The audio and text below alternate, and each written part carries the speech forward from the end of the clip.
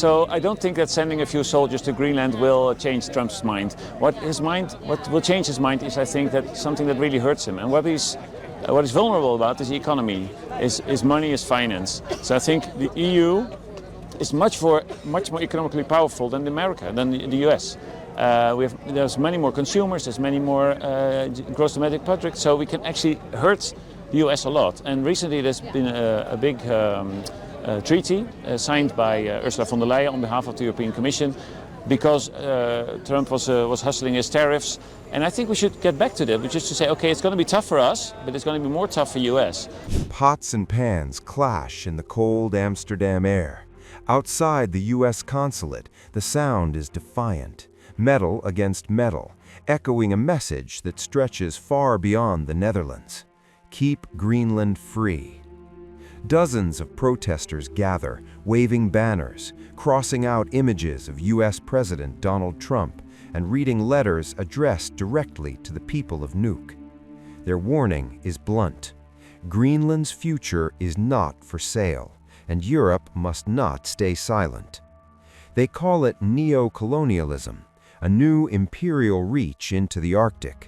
As NATO allies quietly dispatch troops to Greenland under Denmark's Arctic Endurance Initiative, just a few dozen soldiers, reconnaissance teams, a symbolic show of unity, activists argue it won't be enough, not against Trump. Soldiers won't change his mind, one protester says. Economic pressure will. The message is clear. If Washington understands tariffs, Europe should speak that language back.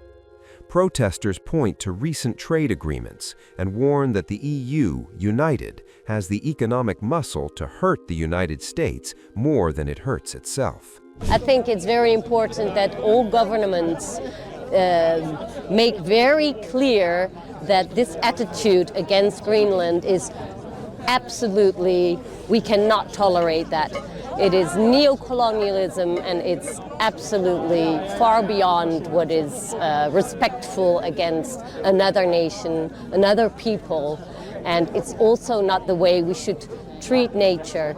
It is really beyond all borders. So I don't think that sending a few soldiers to Greenland will change Trump's mind. What will change his mind is, I think, that something that really hurts him. And what he's vulnerable about is the economy, is money, is finance. So I think the EU is much more economically powerful than America, than the US.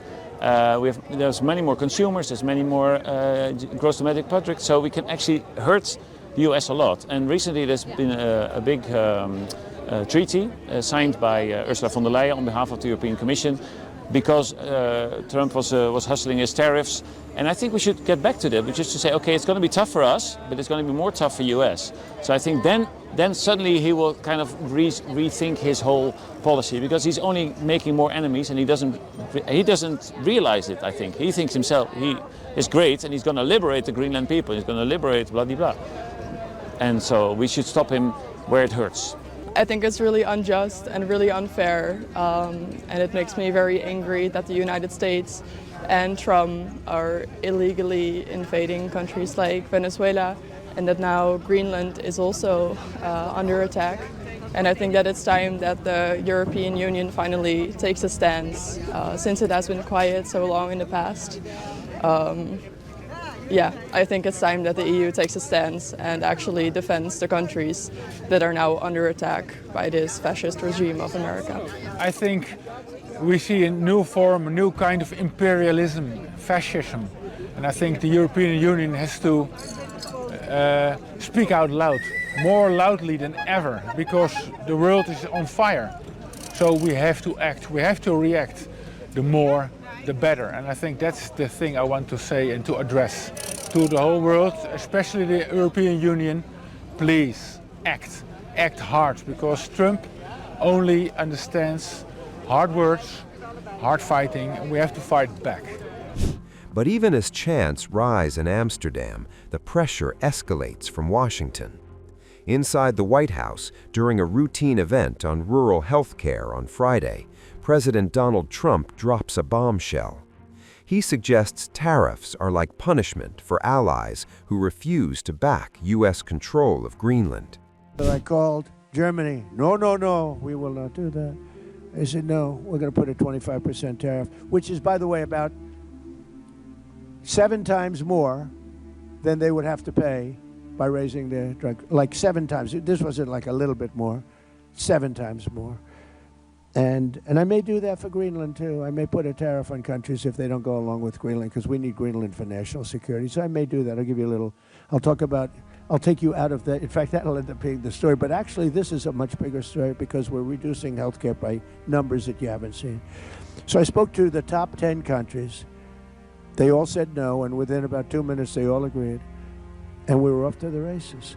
And now we have favored nations. It's called most favored nations. For months, Trump has insisted that anything short of Greenland being under U.S. control is unacceptable, framing the Arctic island as a national security necessity. Behind closed doors, Danish and Greenlandic foreign ministers met with Vice President J.D. Vance and Secretary of State Marco Rubio earlier this week. The talks lower temperatures, but not tensions. A working group is announced, though Copenhagen and the White House offer sharply different explanations of what it actually means. Europe pushes back publicly, insisting Greenland's fate belongs to Greenland and Denmark alone. Meanwhile, NATO's footprint grows. Around 200 Allied personnel are already deployed. Denmark signals a larger, more permanent presence through 2026. On the streets, the message is louder than ever. Greenland is not a bargaining chip, not a tariff target, not an empire's prize. And as protests clash with presidential threats, one question hangs in the Arctic air. Will Europe draw a line or let Greenland become the front line of a new global power struggle?